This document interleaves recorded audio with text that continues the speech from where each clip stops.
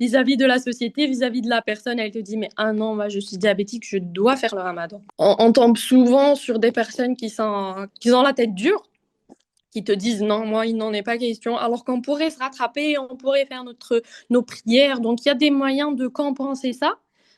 Mais les gens ne sont pas là à comprendre que... Et puis, le bon Dieu nous a donné une excuse de ne pas faire le jeûne. Et on pourra pas dire non au bon Dieu. Mais pour une société qui est musulmane et que tout le monde fait le ramadan, c'est un peu compliqué. Moi, personnellement, le premier jour du ramadan, mon premier ramadan là où j'ai pas jeûné, donc j'ai pleuré. J'ai passé toute la journée à pleurer en disant, mais comment je vais pas réussir à jeûner? Comment je vais passer toute ma vie comme ça?